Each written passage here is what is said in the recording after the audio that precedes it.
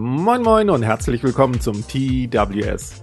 In diesem Video geht es darum, wie ihr mit kostenlosen Fundstücken aus der Natur und ein paar ganz einfachen Techniken richtig coole tote Bäume bastelt.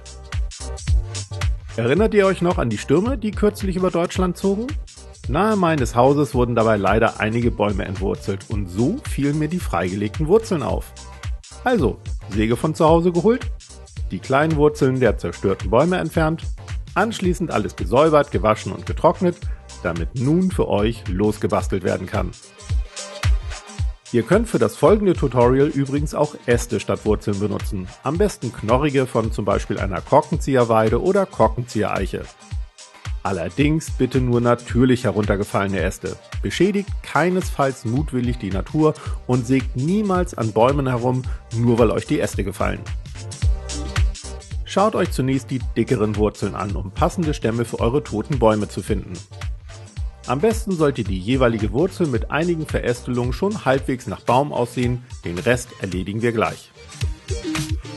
Sägt dann euren Baumstamm unten gerade ab, um eine Standfläche zu erhalten.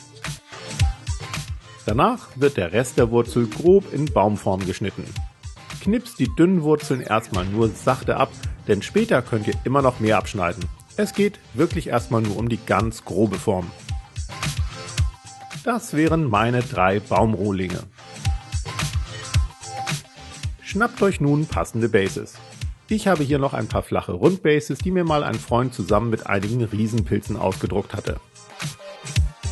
Klebt die Baumrohlinge am besten mit Heißkleber auf die Bases, so könnt ihr nämlich direkt weitermachen und umgeht lästige Trocknungszeiten. Nehmt nun ein paar dünnere Wurzeln und schaut, wo sie am besten an eure Rohlinge passen würden, damit so nach und nach ein Minibaum entsteht. Damit diese Wurzeln am Rohling richtig gut halten, sollten kleine Löcher gebohrt werden. Passend zu den jeweiligen Wurzeln braucht ihr dafür Holzbohrer von ca. 3 bis 6 mm Durchmesser. Allerdings werdet ihr die Löcher kaum von Hand ins Wurzelholz hineinbohren können. Schnappt euch daher am besten ein Multifunktionstool oder einen Akkubohrer, um vorsichtig ins Wurzelholz zu bohren. Nutzt hierbei unbedingt eine Unterlage und haltet eure Finger vom Bohrer fern, um Verletzungen zu vermeiden. Anschließend kann die Wurzel mit Holzleim angeklebt werden. Wiederholt das mit weiteren Wurzeln an anderen Stellen des Rohlings, bis ihr mit eurem Baum zufrieden seid. Während der Holzleim trocknet, könnt ihr die Bases gestalten. Am besten mit ein paar kleinen Steinchen, damit die Bases etwas Gewicht bekommen und sicherer stehen. Ist alles richtig gut durchgetrocknet, schaut ein letztes Mal, ob ihr mit der Form eurer Bäume zufrieden seid und knipst eventuell zu lange Äste ab. Danach kann es mit der Bemalung losgehen. Mischt euch ein dunkles Holzbraun an, zum Beispiel aus einem Braun und Schwarz. Gebt reichlich Holzleim zum Versiegeln hinzu und etwas Wasser, um eine dünnflüssige, aber immer noch gut deckende Grundfarbe zu erhalten. Der Boden wird natürlich erdfarben bemalt. Ist alles getrocknet, folgt ein schwarzer Wash. Nein, nicht so einer, sondern so einer. Malt mit dem Wash zum Beispiel einige Vertiefungen nach und lockert punktuell langweilig ausschauende Bereiche auf. Es geht hierbei nur um ein paar Schatten und etwas Abwechslung auf euren Bäumen. Schnappt euch dann einen breiten und möglichst weichen Pinsel, um die Bäume zunächst mit einem Holzbraun trocken zu bürsten.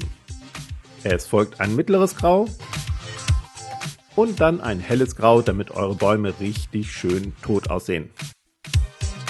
Der Boden kann mit Grau und hellen Erdtönen trocken gebürstet werden. Mit einem passenden Grün lässt sich noch Moos andeuten. Für Bodenbewuchs nehme ich noch etwas Flock und feines Turf. Und damit wären eure Bäume dann auch schon spielbereit. Völlig kostenlos und relativ fix fertiggestellt.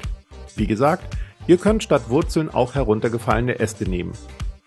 Beschädigt nur bitte keine intakten Bäume, sondern sammelt nur das zum Basteln ein, was ihr regulär in der Natur findet. Entsprechend nun viel Spaß bei eurem nächsten Spaziergang im Park oder Wald und wir sehen uns nächsten Freitag. Bis dann!